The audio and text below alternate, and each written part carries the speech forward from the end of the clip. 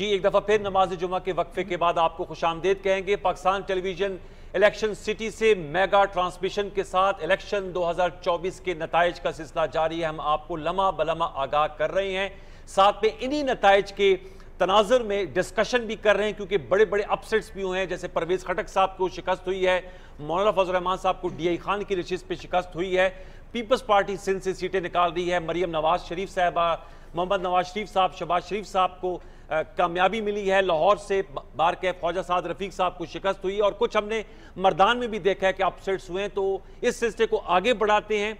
हमारा ये physical set है, हमारे बराबर में वर्चुअल सेट है, जहां से भी हम आपको नताइज दे रहे हैं। तो हम आपको उज़मा के पास अब लेकर जाएंगे कुछ नए नताइज के साथ। Over to you उज़मा। जी बिल्कुल अनवर, अब जो रिजल्ट्स का सिलसिला है वो कुछ हम देख रहे हैं कि उसमें कुछ तेज़ी आ रही है। उसी तेज़ी से हम भी अपने नाज़रीन को आगाह किए हुए हैं और मुसलसल हलकों की जो भी सूरत हाल है उसके हवाले से हम अपडेट्स दे रहे हैं। लेकिन पाकिस्तान टेलीविज़न न्यूज़ चूँकि मुस्तनद ख़बरें देने का आदी है, इसलिए हम वही ख़बर दे रहे हैं जो फॉर्म 45 हमारे तक मौसूल हो रहे हैं। और ये इस वक्त बहुत ही अहम हलका है कौमी असम्बली का, NA 23 मर्दान। यहाँ से अली मोहम्मद खान कामयाब हुए हैं। ये विनर हैं, 1,02,175 वोट लेकर ये फाते हैं। जबकि दूसरे नंबर पर हैं यहाँ पर ANP के उम्मीदवार, जिन्होंने हासिल किए हैं 33,910 वोट। तो ये एक और नशिस्त आज़ाद उम्मीदवार जीत चुके हैं, अली मोहम्मद खान, NA 23 मर्दान। कौमी असम्बली का ये हल्का है जहाँ से ये फाते रहे हैं। जैसे जैसे रिजल्ट्स आ रहे हैं हम आपके साथ जो है वो शेयर करते चले जा रहे हैं। अगला हल्का कौन सा है अब ये देखना होगा। कौमी असम्बली का हल्का है और यहाँ पे कौमी असम्बली का हल्का है NA 10 बुनेर। यहाँ से गौहर अली खान जो कि साबिक चेयरमैन है PTI के, वो वोट हासिल करने में कामयाब हुए हैं, 1,10,023। इंडिपेंडेंट जो हैं वो उम्मीदवार हैं, यहाँ से ये फाते करार पाए हैं। और यहाँ से ANP को जो है वो शिकस्त हुई है, ये 3,382 वोट हासिल कर पाए हैं और खासी लीड से यहाँ पर जो हैं वो जीत चुके हैं आज़ाद उम्मीदवार। और एक और नतीजा इस वक्त आपके साथ हम शेयर करने जा रहे हैं, यह है कौमी असम्बली का नतीजा। मलीर NA 231 अब्दुल हकीम बलोच यहाँ पर विनर करार पाए हैं और इनका ताल्लुक है पाकिस्तान पीपल्स पार्टी से। 43,634 वोट इन्होंने हासिल किए हैं, जबकि इनके मद्दे मुकाबिल खालिद महमूद अली 43,245 वोट हासिल करके दूसरे नंबर पर रहे हैं। तो इस तरह से कौमी असम्बली की मलीर की जो नशिस्त है ये पीपल्स पार्टी के पलड़े में इस वक्त हमें दिखाई दे रही है। एक और नतीजा इस वक्त हम आपके साथ शेयर कर रहे हैं। कौमी असम्बली का ये नतीजा है NA 228 दादू। यहाँ से भी पाकिस्तान पीपल्स पार्टी कामयाबी समेट चुकी है। 98,451 वोट हासिल किए हैं रफ़ीक अहमद जमाली ने। साथ ही साथ जो दूसरे नंबर पर रहे हैं वो हैं 49,103 वोटों के साथ GDA के उम्मीदवार और इनका नाम है करीम अली जतोई। यहाँ से रफ़ीक अहमद जमाली जो कि पाकिस्तान पीपल्स पार्टी के उम्मीदवार हैं वो इस वक्त कामयाब करार पाए हैं। और एक और रिजल्ट इस वक्त हम आपके साथ शेयर करने जा रहे हैं कौमी असम्बली मर्दान से। NA 22 यहाँ से आज़ाद उम्मीदवार विनर करार पाए हैं। मोहम्मद आतिफ इनका नाम है, 1,47,748 वोट इन्होंने हासिल किए हैं, इंडिपेंडेंट उम्मीदवार हैं। और दूसरे नंबर पर रहे हैं यहाँ से अमीर हैदर आजम खान, इन्होंने 66,149 वोट हासिल किए हैं और इनका ताल्लुक है ANP से। यहाँ से भी इंडिपेंडेंट उम्मीदवार जो है हम देख रहे हैं कि फाते कामयाब करार पाए हैं। 1,47,748 वोट लेकर फाते करार पाए हैं। 1,14,748 वोट इन्होंने हासिल किए हैं और इस तरह से ये फाते करार पाए हैं। एक और हल्का जो कि बहुत ही अहम हल्का है असद कैसर का, NA 19 सवाबी। यहाँ से 1,15,635 वोट हासिल किए हैं उन्होंने। यहाँ से ये विनर करार पाए हैं। असद कैसर फाते करार पाए हैं। स्वाबी का ये हल्का है NA 19 और यहाँ पर फजल अली दूसरे नंबर पर रहे हैं, इन्होंने 45,567 वोट हासिल किए हैं और इनका ताल्लुक है JUIS से। NA 119 से भी आज़ाद उम्मीदवार जो हैं यहाँ पर कामयाब करार पाए हैं और इस वक्त हम देख रहे हैं कि रिजल्ट्स जो हैं वो तेज़ी से आना शुरू हो गए हैं और उसी तेज़ी से हम अपने नाज़रीन के साथ भी शेयर कर रहे हैं। पाकिस्तान टेलीविज़न की खुसूसी ट्रांसमिशन का सिलसिला जारी है। वापस चलते हैं नाहिद और अनवार की जानिब। जी बहुत शुक्रिया। अहम नताइज आपने शेयर किए और व्यूअर्स, अली मोहम्मद खान साहब 1,02,175 वोट लेके फाते, बैरिस्टर गौर अली खान साहब 1,10,023 वोट लेके फाते, अब्दुल हकीम बलोच साहब पीपल्स पार्टी के 43,634 वोट लेके फाते, रफ़ीक अहमद जमाली साहब ने 98,000 वोट लेकर कामयाबी हासिल की, असद कैसर साहब ने 1,15,635 और आतिफ खान साहब ने भी 1,14,748 वोट हासिल किए। डॉक्टर जमान साहब क्या कहेंगे सर, लाख से ऊपर वोट लिया है पीटीआई के मैत याफ्ता जो ये बड़े बड़े उम्मीदवार हैं, क्योंकि नामी ग्रामी चेहरे हैं।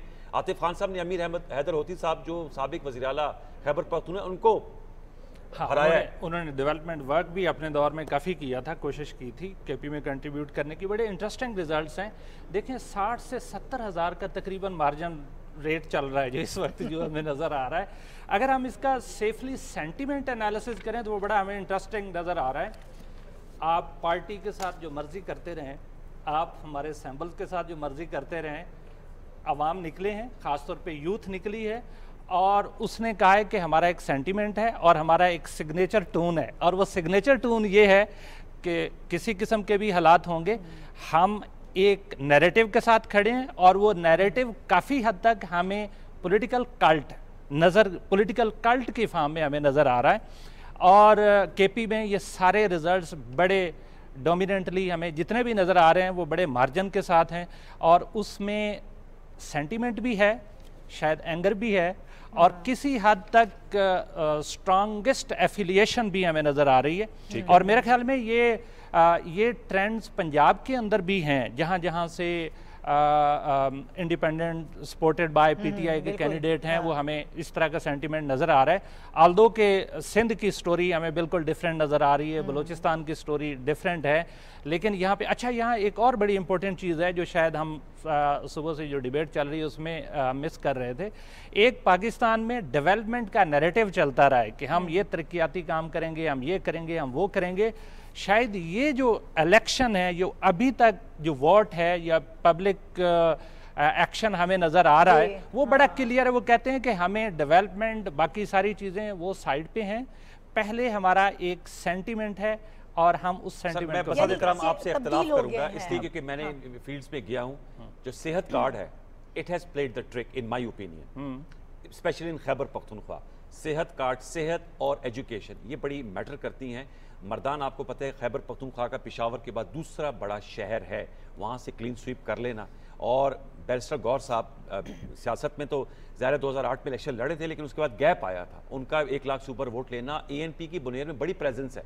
मैं ज़फ़र साहब आपसे जानना चाहूँगा, ज़फ़रुल्लाह खान साहब, अवामी नेशनल पार्टी जो है, आप समझते हैं कि उनके अहमद वली खान साहब शिकस्त खा गए हैं, सीनियर नायब सदर अमीर हैदर होती साहब शिकस्त खा गए हैं, हाजी गुलाम अहमद बिलोर साहब हार गए हैं। ANP के लिए लम्हा फिक्रिया है ये इलेक्शन। सर इसके साथ ये भी अगर शामिल कर लें, आपको लग रहा है कि पॉलिटिकल डायनामिक्स सब चेंज हो गई है, इसमें तब्दीली आई है? आई वुड से यस, उसकी दो वजूहात हैं।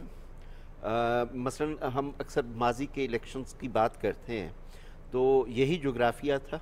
1970 में यहाँ 6 करोड़ लोग बसते थे या 8 करोड़, आज उसी जोग्राफिया में 25 करोड़।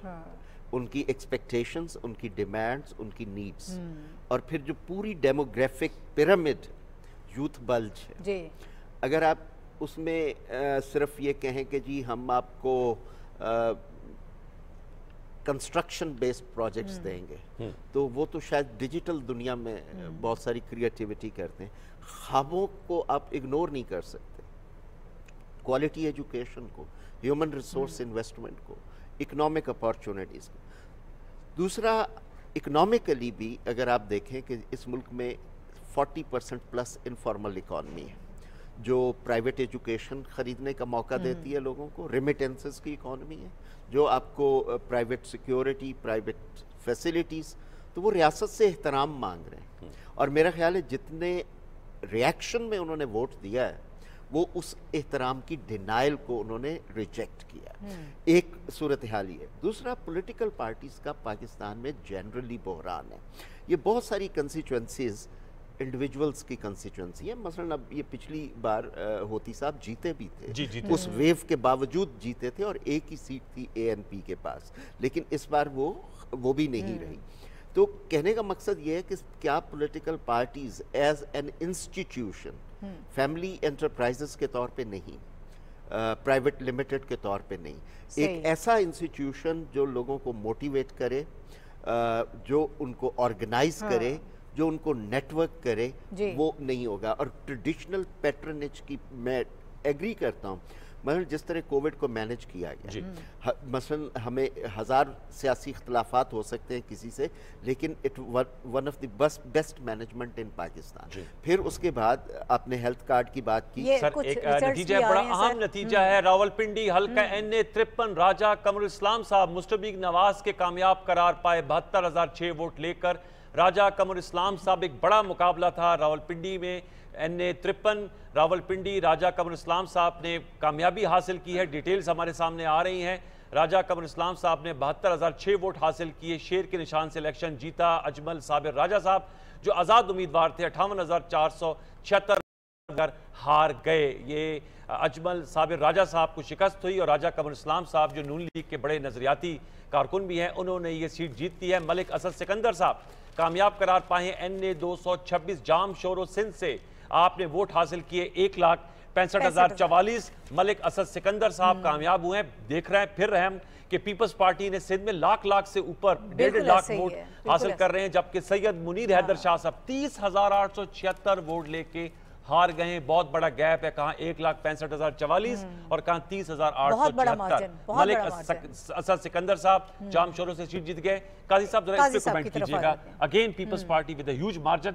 फैमिली पॉलिटिक्स की बात कर रहे हैं, भुट्टो खानदान। अच्छा, ये से जो मैं पहले बात करी थी उसको भी कर ले। जो पॉलिटिकल डायनामिक्स अब चेंज हो रही हैं, क्या हमारे पॉलिटिकल पार्टी में भी उसकी अंडरस्टैंडिंग है? वो ये समझ रहे हैं कि चीजें तब्दील हो रही हैं, सोच तब्दील हो रही है, अब हमें भी उसी तरह बिहेव करना है? बिल्कुल सही है। अब ये है कि जो ये नतीजा है ख़ास तौर पर मलिक असद सिकंदर जामशोरों का, ये जो मुकाबले में था वो कॉम्प्रेस जमात का एक बहुत बड़ा फिगर है, GM सैयद का पोता है। GM सैयद के पोते हैं जी। ये उसने वो हार खाई है वहाँ पे। आप अंदाजा लगाएं कि अगर आप ये जो डायनेस्टिक पॉलिटिक्स की बात करते हैं तो GM सैयद तो बहुत बड़ा वहाँ पे एक नाम है। लेकिन हमें ये भी नहीं भूलना चाहिए, असद सिकंदर साहब के वालिद साहब ने भी 1973 के आइन पे भी दस्तखत किए हैं, उस असेंबली के मेंबर थे। और अच्छा, जिनके साहबजादे जी। और उसने भी मोहतरम GM सैयद को हराया था वो अपने इलेक्शन में भी। लेकिन अब ये सूरत हाल जिस तरह से बनी है, लेकिन जो ये आम तस्वर किया जाता है कि सिंध में कॉम्प्रेसी का वोट बहुत ज़्यादा है, ये उसकी नफ़ी है। सिंध के लोगों ने हमेशा वफाक के लिए वोट दिया है, डेमोक्रेसी के लिए वोट दिया है। उनके सामने वो ये नहीं रहा है कि वो मखसूस एक नज़रिए के तहत वो चलें, वो पाकिस्तान के से अपनी कमिटमेंट की बात करते हैं। अब ये है कि उनको उसके बदले में मिलता क्या है, ये सवाल है। वो कौन देता है? अगर 18वीं तरमीम के बाद ये हुआ है, कम से कम जैसे आपने उसके लिए कहा कि खैबर पख्तूनख्वा में कि ये हुआ कि भाई उनको सब कुछ मिल गया जो मिलना था, ANP का जो एक बात थी। अब यहाँ पे ये है कि उन्होंने पीपल्स पार्टी ने 18वीं तरमीम जो नून लीग भी उनके साथ थी, बाकी जमातें भी साथ थी, तो उसके बाद वहाँ पर जो नेशनलिस्ट फैक्टर है उसको सबसे ज़्यादा नुकसान इसका हुआ है। और वो जो अब बात करते हैं वो बात करते हैं कि भाई हम जो है वो हकूक़ की बात ये है, लेकिन वो वफाक और डेमोक्रेसी के साथ कर सकते हैं, पुरअमन मूवमेंट के साथ कर सकते हैं। राजा कमरुल इस्लाम साहब के बारे में मैं इस कंस्टिट्यूएंसी से चौधरी निसार अली साहब भी कैंडिडेट थे, वो मुकाबले में ही नहीं आए। NA 53 में भी और NA 54 में भी, और ये वो उम्मीदवार थे जो पिछले इलेक्शन में इन्हें गिरफ्तार किया गया इलेक्शन के ऐन मौके पे। और इनके मुझे अभी तक इमेजेस याद हैं, इनके बड़े छोटे से ही उम्र के बच्चे ने इनकी कैंपेन चलाई और ये पहले रुकने पंजाब असम्बली रहे हैं। और मैं ज़ाती तौर पे जानता हूँ इन्होंने तालीम के हवाले से बहुत काम भी। राजा कमरुल इस्लाम साहब ने, ये आपने अहम नुक्ता उठाया कि चौधरी निसार अली खान साहब जो बड़ा नाम है वो इस हल्के से उम्मीदवार थे, लेकिन अजमल साबिर राजा सेकंड आए, वो आज़ाद हैं और वो तो पीछे रह गए ना, फिर पीछे रह गए। वो दूसरे हल्के से भी NA 54 से चौधरी निसार और गुलाम सरवर खान साहब, वहां से भी नून लीग के उम्मीदवार इंडिपेंडेंट तौर पे खड़े हैं। मलिक अकील साहब, यहाँ पे इस हल्के में क्या नफ्सियात आपको नजर आई है? देखिए, जो ये ट्रेडिशनली रावलपिंडी मसलन जब हम बात करते हैं 80s की और 90s की पॉलिटिक्स की, तो इसको जीटी रोड पॉलिटिक्स का एक हब कहा जाता था।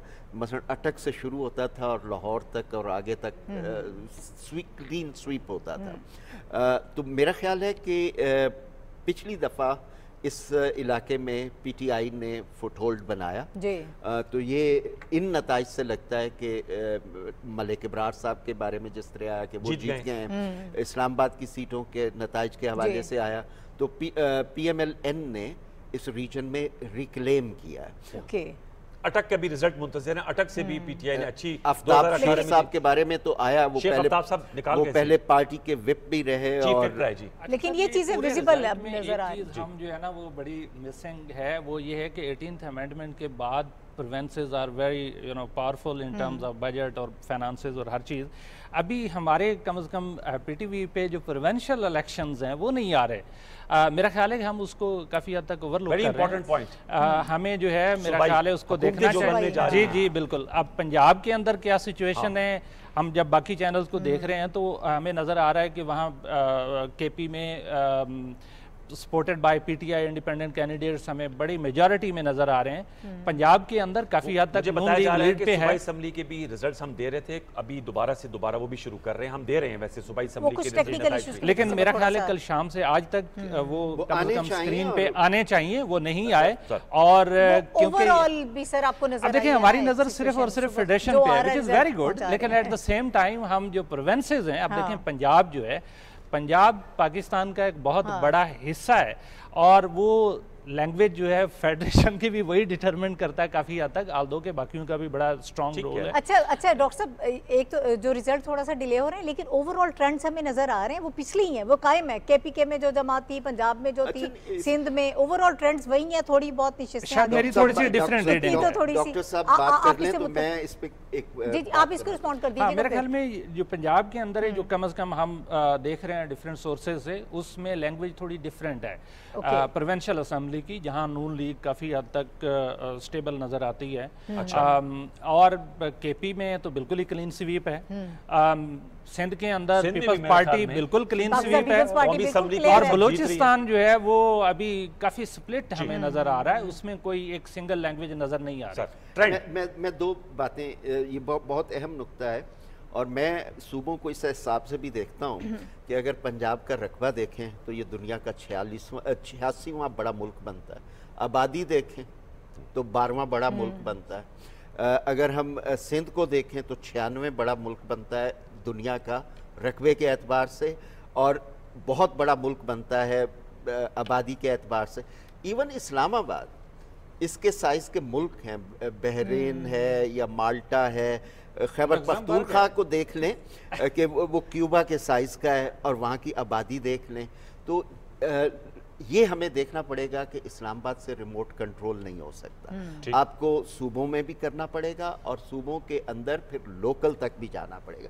दूसरा ये जो नताइज ना आने की बात, मसलन माजी में तो हम अनवारुल हसन साहब शिकवा करते थे कि जी इलेक्टोरल फ्रेमवर्क अयूब खान ने बनाया, पॉलिटिकल पार्टी एक्ट, या फिर मुशर्रफ साहब ने बनाया, ये तो जालिम पार्लियामेंट ने बनाया इलेक्शन एक्ट 2017, जिसमें आपने लिखा जी कि हम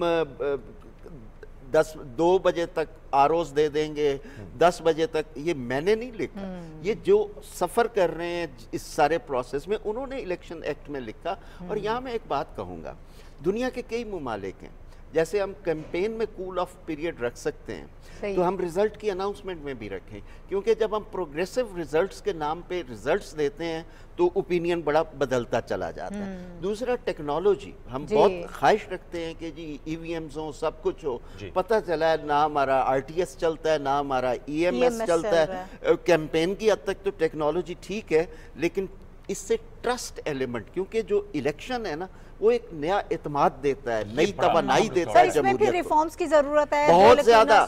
नई पार्लियामेंट जो आए उसके एजेंडा पे ये बहुत जरूरी है, क्योंकि दूसरा विक्ट्री के बाद ये नहीं है, अब हम तो यहाँ कह रहे हैं ना कि फलां पार्टी का जीत गया, जिस दिन वो ऐवान में कदम रखेंगे वो उस पूरे इलाके के नुमाइंदे हैं, वो उस जिन्होंने वोट दिया, जिन्होंने नहीं दिया।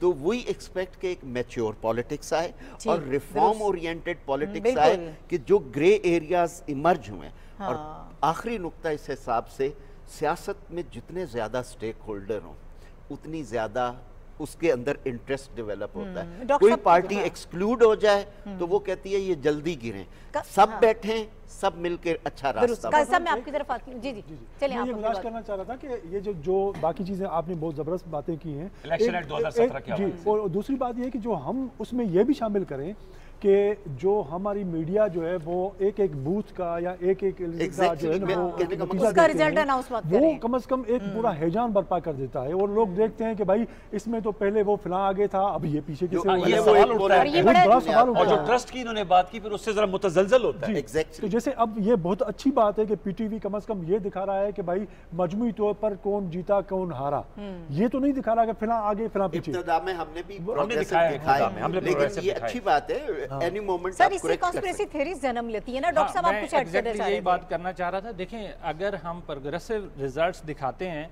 तो वो जैसा पाकिस्तान की तारीख में हमें नजर आता है कि जो जीतने वाला है वो कहते हैं बिल्कुल फेयर इलेक्शन हुए, जो हारने वाला है वो कहता है धांधली हो गई, धांधला हो गया, जुर्लू फिर गया, ये इस तरह की टर्म्स। लेकिन इंटरेस्टिंगली कि अगर ये जैसे ज़फ़रुल्लाह साहब ने फरमाया कि सर्टेन पीरियड ऑफ टाइम के अंदर अंदर रिजल्ट्स अनाउंस करने हैं, वो तो नहीं आ रहे, और फिर प्रोग्रेसिव पूरे मीडिया पे चल रहे हैं, और फिर थोड़ा सा जब वो रिजल्ट्स में कोई ट्विस्ट आता है तो वो कहते हैं कि जनाब ये तो धांधली की बुनियाद रख दी गई। बिल्कुल, बिल्कुल ऐसा ही है। उसके ज़हन में चिपका हुआ एक नतीजा और आया जी, हमारे साथ नतीजा भी साथ साथ शेयर करेंगे और जो हमारी गुफ्तगू इसको सिलसिले को भी आगे बढ़ाएंगे।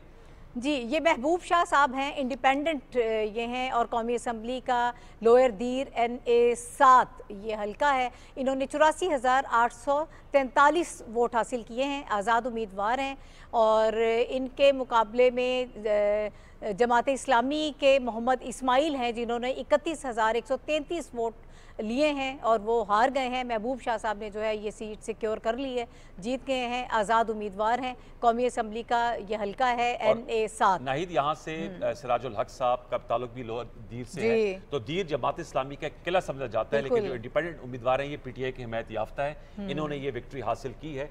तो हम देख रहे हैं कि जो ट्रेंड है वो मालाकंड डिवीजन में आता है। अच्छा, जमात इस्लामी मैं के तो साथ एक थोड़ा और सा इस पे भी कह रहे थे कि जी बर्फबारी होती है, इलेक्शन ना कराएं, लोग वोट नहीं डाल सके। ये आ रही थी लाख तो लाख अभी हाथ वोट पहले। पड़ रहा है, 84 अच्छा सर, जमात इस्लामी पे भी थोड़ा सा कमेंट कीजिए। देखिए, सब इन्होंने बहुत ज्यादा उम्मीदवार मैदान में कैंपेन भी उतारे थे। की, उन्होंने मीडिया में भी किया, एक्सटेंसिव कैंपेन की, लेकिन फिर वही बात है कि आपको वो कहते हैं मोमिन को अपने अहद के साथ हम असर होना चाहिए।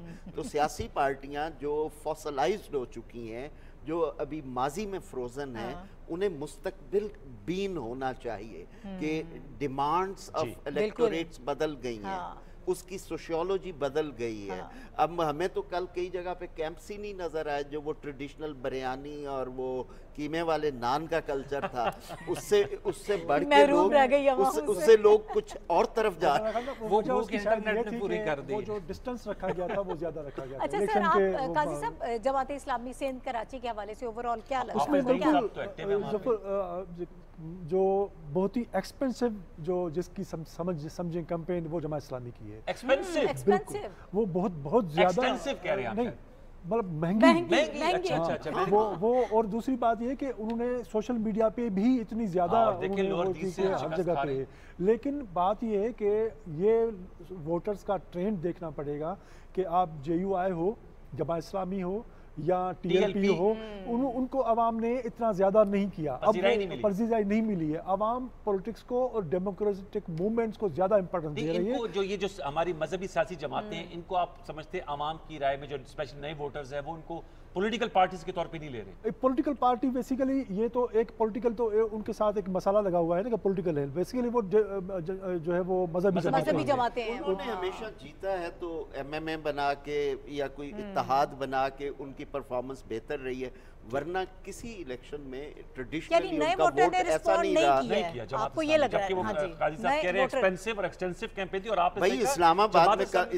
में कल कैंप खाली पड़े थे, और लेकिन कैंप लगे हुए थे हर जगह पे। काशिफ चौधरी साहब थे, मियां असलम साहब थे, लेकिन वो नहीं। चले दीगर पार्टीज के भी लोग काफी बैठे हुए थे। मैंने 3-4 पोलिंग स्टेशन पे गया हूँ, जमात इस्लामी के ज्यादा जो वर्कर्स हैं, जमात इस्लामी की बात करें, खाली कैंप पड़ा है। अच्छा, मैं गया हूँ काफ़ी सारे बाराकों में गया हूँ और इस्लामाबाद के दूसरे एरियाज में, वहाँ जमात इस्लामी के लोग बड़े एक्टिव थे और वो कैंप्स में बैठे थे। अब वोटर्स वहाँ वो अट्रैक्ट कर सके या नहीं कर सके, एक अलग बात है। अच्छा, खुशकिस्मत है हमारी जमहूरियत, उसमें मजहबी जमातें भी हैं, जदीद जमातें भी, हर नुक्ते नजर डाइवर्सिटी है, ये इसको बिल्कुल ठीक है। आप दुरुस्त। अभी हमें एक ब्रेक लेना है, ब्रेक के बाद जब वापस आएंगे कुछ सेंटर के हवाले से भी बात करेंगे, दीगर सियासी जमातों के हवाले से भी डिस्कशन होगी, लेकिन इस ब्रेक के बाद।